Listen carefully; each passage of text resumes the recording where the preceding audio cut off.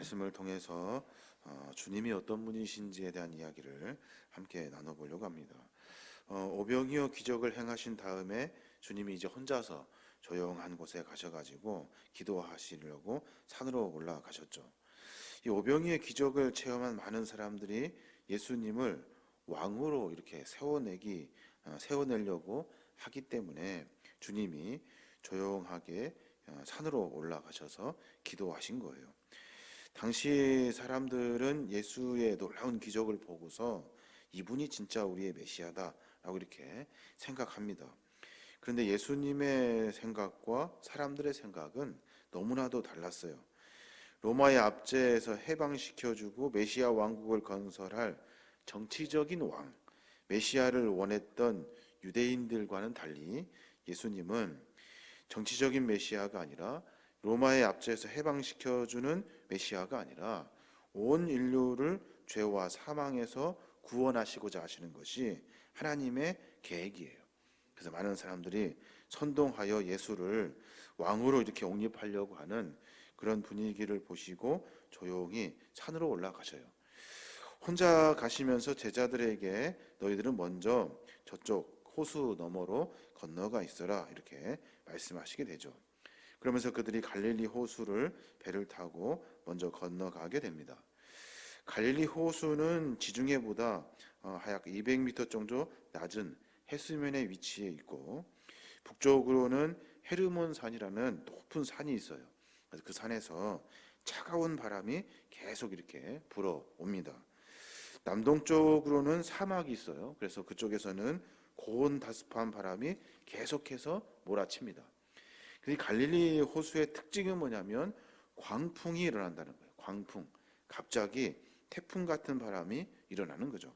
그러니까 찬 바람과 따뜻한 바람이 만나면 이게 두 개가 이렇게 섞여지게 되면서 바람이 일어나게 되죠.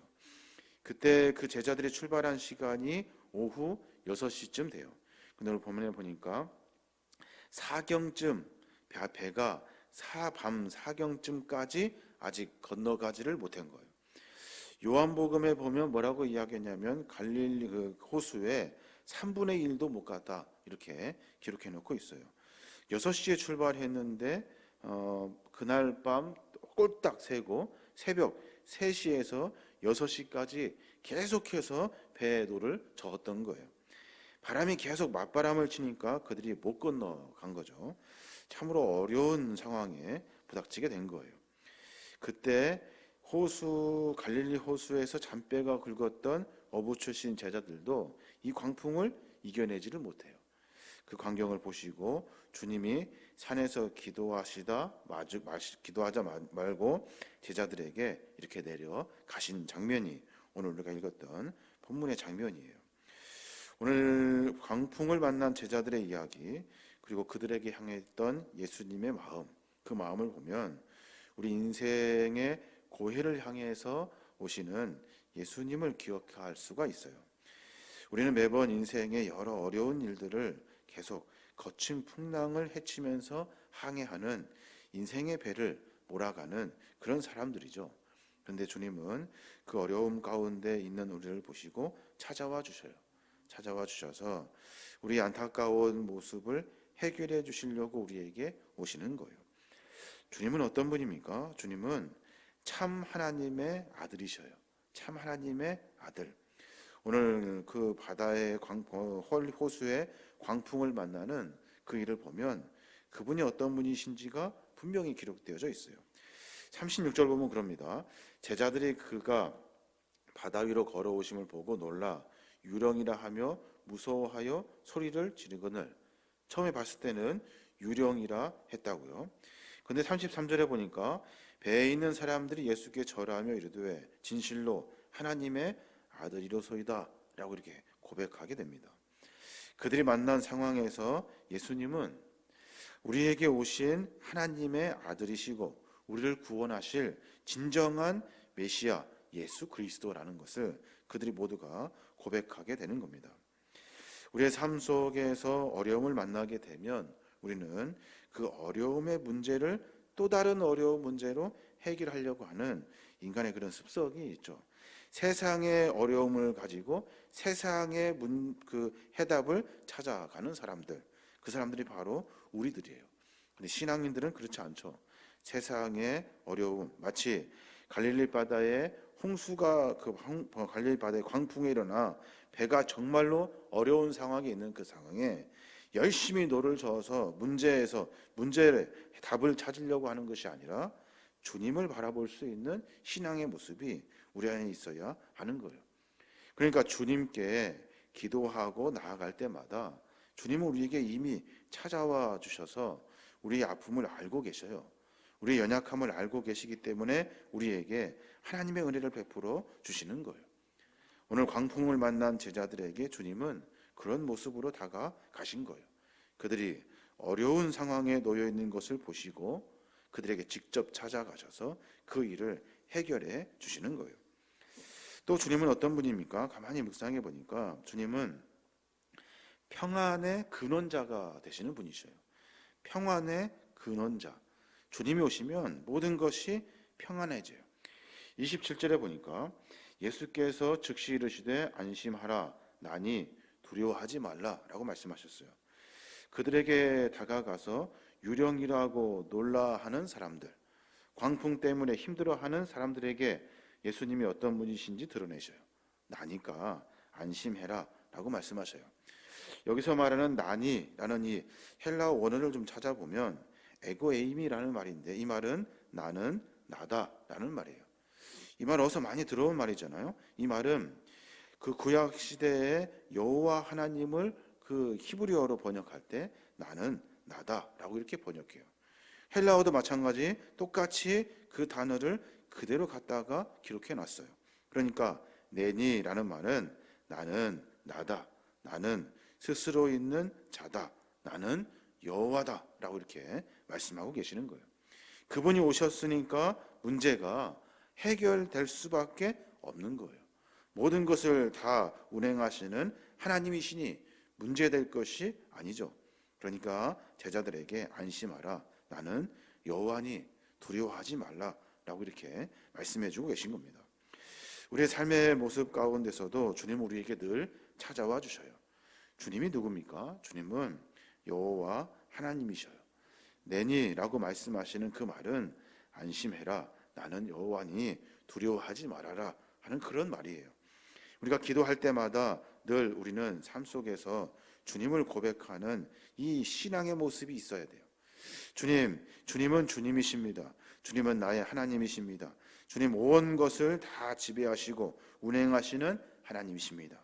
그러니까 나의 이 문제를 주님이 해결해 주십시오. 주님이만이 해결하실 수 있습니다 하는 고백이 우리의 고백이 되어야 하는 거예요.